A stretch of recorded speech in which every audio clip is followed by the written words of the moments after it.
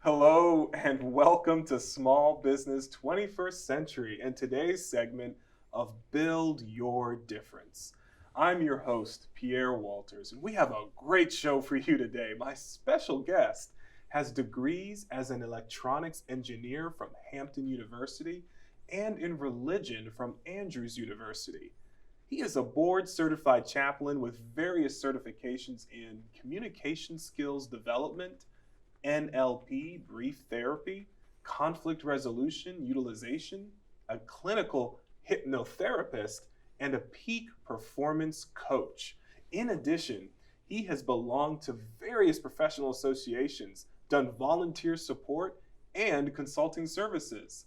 He is a speaker, author of the book, The Gift of Criticism, and the relationship architect and founder of Getting Along Better LLC, which helps with communication concepts and skills that improve relationships. He resides in Silver Spring, Maryland, and has been married to his lovely bride, Edwina, for over 53 years and was blessed with 4 children. Let's take a look at Bill's inspiring journey to release his latest book, The Gift of Criticism. There's a dictum that says all relationships are based on communication. So if we communicate better, especially when it comes to being critical, we have harmony. My name is Bill Neely, and the title of my book is The Gift of Criticism. My book is about criticism being a gift. It's about creating harmony with our relationships. Generally, the surveys I've done of people I've talked to, and I ask them, what is your view or opinion of criticism? 99% is negative. So this book looks at criticism as being beneficial and helpful, being intentional, not to hurt or diminish or demean anyone. I was riding my bicycle. That's one of my major meditation, reflection, prayer times. And one day I'm riding, and the thought entered into my mind, the person who's criticizing you may be doing you a favor. And that startled me. My target audience is broad. Anyone who is subject to present a criticism or that might receive a criticism. Starting with individuals, because individuals can be very critical of themselves. Couples, spouses, neighbors, friends, siblings, teachers, students, bosses, managers, politicians. I don't know if I want to say that too loud. So anybody. I want my readers to accept that they can upgrade their communication skills, particularly in the realm of criticism, and make it a gift. I would like for the readers to be agents of change and communicate more intentionally so that we can have harmony in our relationships.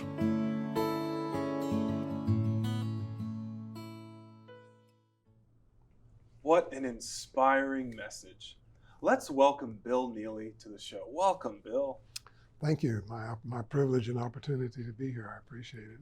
Thank you. We learned so much in that video, and I would love for you to just tell us a little bit more about your organization, Getting Along Better. It's about building relationships that enhance our humanity. I want us to get along. I think we can live in harmony on the planet. I think we can. Not everybody even wants to think we can. I believe in it so strongly that I wrote a new line to the song, God Bless America. Oh, wow. And I thought instead of God blessing America, why not bless the whole wide world? So it's God bless the whole wide world, nations great and strong. Bless the rich ones, the poor ones, the weak and the strong one and all. For we the people of the planet are the body of mankind. We can live in harmony in this day and time. We can live in harmony in this day and time. So that's a broad spectrum of getting along better with self, with family, neighbors, community, opponents, etc. We can live in harmony. I believe that. You know, I believe that too, and it's wild to me that it's wild to me that this is even a thing. You know, that there's so much conflict, and also there's so in many ways little desire, like you said, to even want to get along. And I mean, here's what I'm curious about. The the there's a lot of ways that people can take advantage of each other, and there's a lot of ways that we need to learn how to undo conflict. So my question for you is, who do you focus on with your organization? Are we focusing on families or professional organizations, or do you welcome all of it?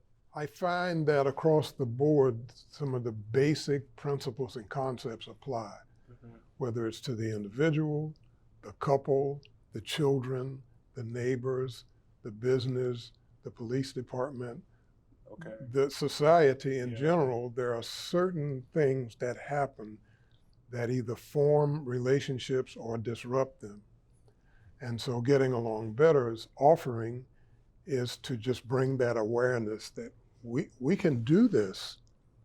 A couple that's been fighting for 35 years, you could actually live in harmony. It might be different, it would be different. It's worth the effort and the energy to see if we can do something else. I'm amazed at how the advancements in technology and other aspects of life that we expect new things and improvements and updates. When it comes to relationships, it's like, well, this is the way I was when you met me. I was like this, you know. Oh man. But we wouldn't accept the phone still hanging on the wall with a wire. That we wouldn't think about leaving home without a phone today.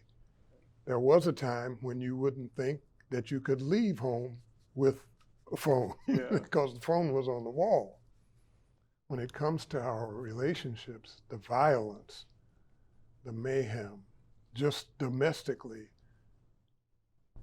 it's exhausting. Yeah. And I believe we can do better. It takes some training and some skills, just like with every specialty. Yeah. Now you describe yourself as a relationship architect. Yes. Now, help us understand more about that. What does that mean? Well, architects, you think of architects, you think of building structures. Yeah. I think of building relationships with self, help people plan, design, build, and maintain the relationships that heal us. Now, what are some of the things that you use when you are helping people? What are some of the tools that you're educating people on? This may sound a little funny, but the first thing is correct breathing. Oh wow. Correct breathing. Okay. It's stated by many that most people don't breathe correctly, because diaphragmatic breathing, if you've taken karate, martial arts, music, wrestling, swimming, dance, yoga, one of the first lessons is on how to breathe correctly so that we reduce and minimize the stress of life. So with couples, with parents, with teens, with others, talk about if we want to enhance what's happening here, decrease the tension and affliction, and then we start with breathing correctly. Breathing correctly. And I ask people either via Zoom or other means when it's not live to just do a couple of practice routines with me coaching them on how to breathe. And notice that they relax and feel better just from practicing. You know, I would not have expected you to Most say. people don't expect that. And when I'm called to meet someone or they come to see me, the first thing I have to do is prepare myself by breathing. I see. So that I put myself in neutral as best as I humanly can. so I can be open to receiving whatever comes. Yeah. I want to dive more into how you help your clients, the methods that you employ. It's time to take a quick break, but when we come back, we're going to learn about Bill Neely's approach to not only breathing better and building relationships, but how we can all get along better. Stay with us. Minds can achieve anything. We make sure they get to college. Federal student aid provides more than $150 billion in grants, loans, and work-study funds to make college possible for anyone with the mind to get there. Because if given the chance, minds will do great things. Federal Student Aid, proud sponsor of the American Mind. Learn more about money for college at studentaid.gov. And welcome back. You're watching Small Business 21st Century and today's segment of Build Your Difference with my special guest, Bill Neely, founder of Getting Along Better, LLC. Now, prior to the break, we were discussing the importance of breathing better as we work to improve our relationships and as we work to learn to really listen to each other. And I had asked you, Bill, what's the first thing that you do? And you said, the first thing I do is we touch on breathing and learning how to breathe better. What are some other tools that you use that are helpful to clients? In the communication world, there's the three elements: words, tone, and body language. And tone and body language comprise 93% of the communication. Words are important, and they are more easily believed when they are consistent with the tone and body language. So we talk about how to talk, how to listen. So if I were to ask someone, how was your day? And they say, lousy. And then I'm going to extract more from them, tell me more about that, what it means. If they say, I had a great day, and I catch the non-congruence, because that's the nonverbal, many people will miss the nonverbals because we're so tuned into the words. Okay. And so we teach a lot about communication skills. And to know the skill to use for this situation, this circumstance, is worth more than a degree sometimes. So listening is the primary one. Okay. And listening for me is the fine print of the communication experience. Listening. And we're good at talking, not so good at listening. Hearing and listening are two specific things. So there is something in communication we refer to as lag time. So while I'm talking to you, while you're talking to me, while others are doing what they're doing, they can hear what you're saying, but they could also be doing something else in their head while they're looking at you, conveying that I hear you. Many times that's not the case. So we teach people how to use lag time so that they listen to the nonverbals that are displayed freely and openly, and that better directs how you respond to the speaker. One of the dictums in my communications realm is the person who's talking is telling you what to say or how best to respond. Okay. The person who's talking is actually telling you they don't know it, how to respond. but out of their speech, Yeah. out of their body language is information that I get to help plan my response. Therefore, I'm focused on the other person, not what I got to do after I get off tonight. I got to go shopping this weekend. Oh, that's right, we got to take and who's picking up the, because we can do all of that while looking at each other and be off somewhere else and wonder, how come we're not getting along? We're not listening. They teach us how to read. They teach us how to talk. They teach us how to write. Listening, not so much. And that explains a lot of the conflict and turmoil. What would you say is one of the biggest challenges that clients have? Is it listening? That's one of the major ones. They can talk, they can argue, they can debate, but to learn how to breathe, control the self, put yourself in neutral so you can hear and understand what's coming across, helps my response so that I avoid the fight, flight, freeze, or fawn responses.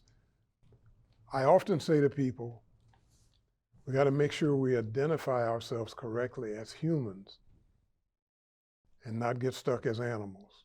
Wow.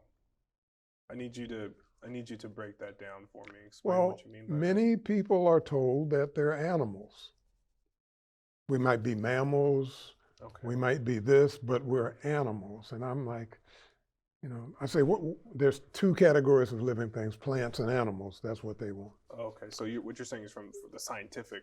I want plants, animals, humans. Okay. Because there's a distinction between us and the animals, especially when it comes to anxiety, fear, and survival. Okay. When the animals are threatened, they either run, they fight, or they freeze, depending on the animal. When we're threatened or hurt or offended, we can fight, we can run, we can freeze, or we could do something the animals can't do. We could talk. I was going to say negotiate, and We could talk. Okay, we can talk. Yeah. So somebody comes at me with some attack or as long as it's not a physical thing, I'm like, my goodness, what happened? I'm surprised at the response. What do you mean you're surprised at the response? I didn't know you felt that way about me. How long have you been feeling that way? And we start a conversation. Wow. Or the other person walks away, which stops the attack. Yeah. Bullying is a major area that I like to address with children and adults because it's the language that is used. The language. And the person whom the bullying is projected onto doesn't know how to respond so they can lower the threat level. We can teach them that. That's pretty incredibly insightful, and I really want to dive into what some of the best practices Yes. might be, especially Yes. as it relates to communication. Yes. So it's time. We're going to take a quick break, but when we come back, we're going to dive in a little bit more with Bill Neely. Stay with us. I had to leave my parents. I had to move schools. I don't know anyone here. Everything keeps changing. Why is this happening to me? I'm sure glad you're here. Change a child's story. There's a child in foster care waiting for a volunteer like you. Learn how you can help at casaforchildren.org. And welcome back. You're watching Small Business 21st Century and today's segment of Build Your Difference with my special guest, Bill Neely, founder of Getting Along Better, LLC. Prior to the break, we were discussing communications and the pitfalls that so many of us fall into. And what I want to know now is best practices. What are some of the best practices, Bill, for communication? There are 5 basic ones. The first is positive language. Okay. It's amazing to listen how much negativity there is in that people talk all the time. I noticed before the break you said stay with us rather than what a lot of people do is they say don't go anywhere. Don't touch that dial. Well, when you say negative things, you put that idea in somebody's head and set them up. So if I said to you, I'm assisting you getting down, I say don't fall, I just put the thought of falling in your unconscious mind. You say to the child, don't touch that. They're going to touch it. You say to the clients, don't be late. You just set them up. So we get couples and families to learn to talk positive language. It takes some practice. It's like learning a new language. Number 2, future oriented. What do you want this situation to be like when this matter is over? So I'm thinking ahead, not in the heat of the moment of what's happening, but when this is over, what do I want this to be like? So positive language, future oriented, unequivocal. There is so much equivocation. Like, well, do you want to play golf? Well, I sort of kind of want to. I think, do you want to do it or not? Be specific. Stay in the context. So if my wife brings up something about something I did, and she did something similar, I am to stay with what she brings to me and not switch it over. Well, you did the same thing. Stay in the context. Hear the person out so they know they're heard and listened to. And the 4th is self-initiated. Self-initiated. So, yeah. So many people wait on something else to happen. Well, as soon as this happens, I'll do that. Do it, like Nike says. Just do it. So 5 things: positive language, future-oriented, in context, unequivocal, self-initiated. Okay. Just do it. Stumble along the way. Are there some things that are harmful in communication? I mean, I know that's a question, but yes. And Dr. Gordon Allport from Harvard University talks about anti-locution. There are 5 things there. The first is down-talking people, demeaning, belittling language, demeaning people to another category. It's the first thing that happens that ends up in death and extermination. So there's bullying, down talking, doing the dozens, just jamming on people just to win and to be right, to make somebody else feel bad. Well, it's still recorded. Everything is recorded. So the violent language, even in the technology world, shoot me an email. I'm like, could we do this non-violently? wow. Could we just get the violence? Hit me up on Twitter. Can we get the violence out? Right? I'm stunned. You with me? I'm so stunned. Like, how about if I press send rather than shoot? Mm-hmm. Now, it's subliminal, and that's where the power is, because the children say the same things. It makes it easier for them to be violent because they're inundated with it. So the language that we speak, some have said this, the first weapon of war is the language. I want to ask you, it seems to me that when it comes to violence, so many of us recoil when we feel that we're being criticized, when we feel that we're being attacked. And like you said, it may be unintentional, but it might be inherent in the language that we're using. You wrote a book. I wrote a book. It's called The Gift of Criticism. The Gift of Criticism. I was biking when I was biking in my earlier days, I got about 150,000 miles on my body. That was my meditation prayer time out on the road. And I'd always come back from a bike ride and have to go and download stuff from my thoughts on the road to my notebook on the computer.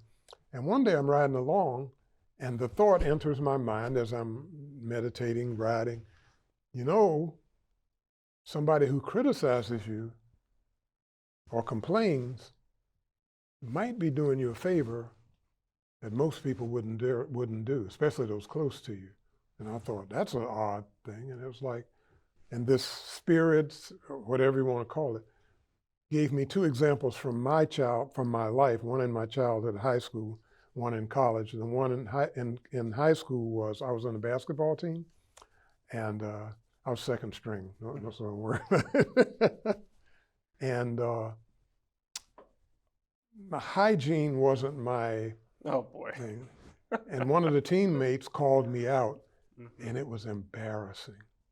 He criticized me, but as I thought about it, it was a gift. It was a gift. Because that has never happened again. Yeah. And from that bike ride, I set out to find other instances in my life where criticism was actually helpful and beneficial.